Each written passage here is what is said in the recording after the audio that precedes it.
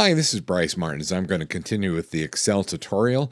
Today I'm going to show you probably one of the most powerful things that I've ever found with Excel. It's something called a pivot table. So let me show you how this works. First of all, I'm going to take a look at this. I have a very large spreadsheet here, and it looks like it's some sales information for a company that might be selling different products to different customers. So if we take a look at this over here to the left, we can see we're selling different things in different regions. So here it says Central, and there are going to be a few other regions in here. Then we have products, so we're just making these up. It's product ABC. The different dates that they're sold is in the third column. Our customers are in the next column. The quantity is just going to represent how many things we're selling. I'm not sure what it is, but there's things.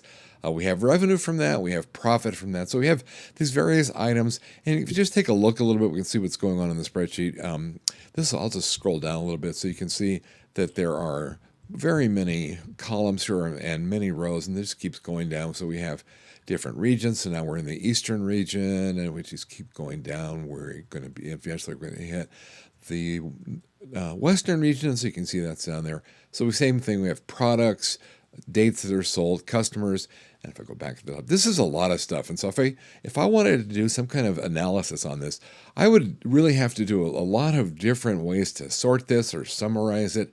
That would take a lot of work. There would be a lot of things I would have to put in. That's where pivot tables come in. So let me show you how this works. If I go to Insert, and then over here to the left where it says Pivot Table, I'll just click on that. And so now it asks me some questions. Basically, the main question is, what's the range that you want to include in the pivot table? So I'm going to just say here, just leave it alone. It will include everything, all of the rows that I have. And we'll just say, okay. So now we have a new screen, and we don't see anything there. But the thing towards the left here, I'm able to put in some information, and it's going to be based on things that I click on over here on the right. So let's take a look and see what's our revenue. We'll just click on that. And then over here, it looked at every row that was in there. It looked at the revenue information, and then it summarized it and put it in that box.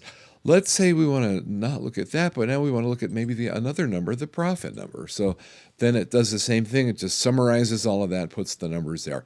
That's great. So we're able to look at that. We actually can look at multiple things. So I just clicked on revenue and profit. So now I'm able to see the two things side by side. So very, very quickly, it's able to summarize things.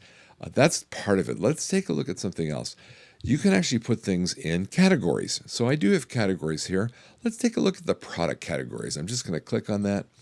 And so now over here, instantly it summarizes things. So I've got the different products, the profit that I'm making from each one of those. And so it lists that, and I have a nice little table right there. The little arrow here, you can use that. If I click on that, it will show you some of the details. Right now, I have all of the products selected. So the little X's or the little check marks there represent things that are selected. But let's say that I only wanted to use product DEF. So I click on that, and now I can come back and look at my chart. And so there it is. It's changed things around just so I can look at one of those things. So I'm going to go back, and I will change this back and look at all of the products. I'll just say select all.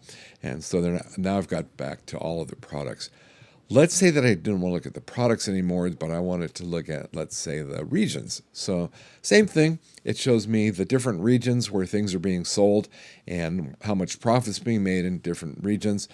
I suppose I could look at revenue and profits. I'll just click on that. And so now I have the same thing. I've got what's the profit, what's the revenue, just simply by clicking on a certain thing, a certain setting. Here's something very interesting, and I think this is actually the nature of why it's called a pivot table. Let's look at products and regions together. And so now you can see it breaks it out this way. But here's the very interesting. Let me show you something interesting. I can take down here to the right where it says product and region in the rows. I can take one of those things and move it over here and make it a column. And so automatically now it makes it a two-dimensional spreadsheet. I'm able to look at things by rows, by columns. So I'm looking at the various products and the various regions in which I'm selling it. And so then what I was saying just a second ago, here's why I think it's called a pivot table. So right now I have the products in columns and the rows, that's the regions. Let's switch those around.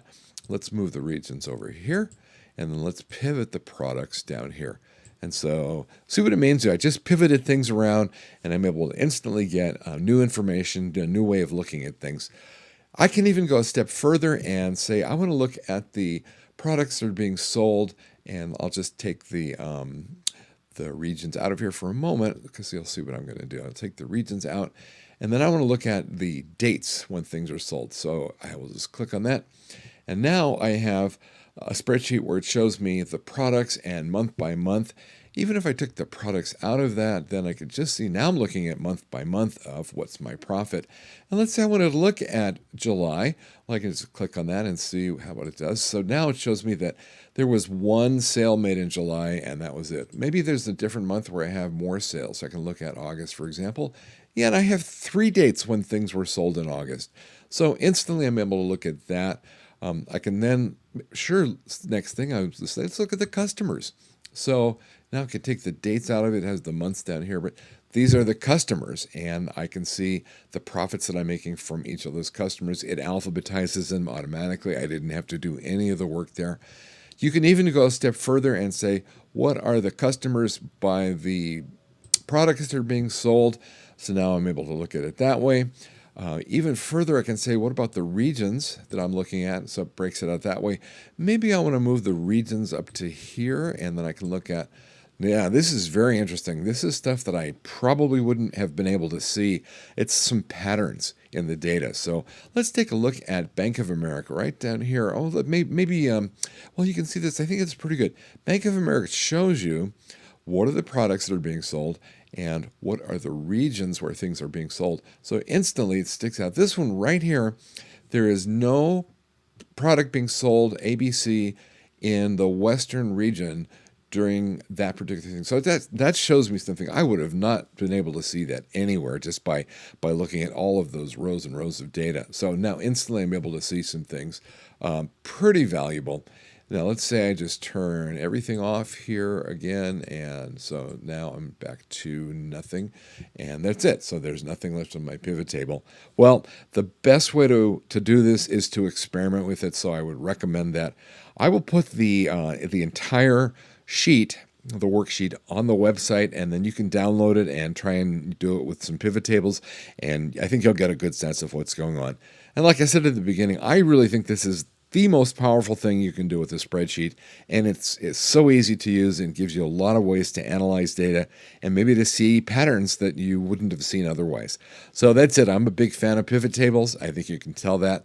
So take a look at the data and just put it into Excel and see how it goes. All right, that's it. Thank you.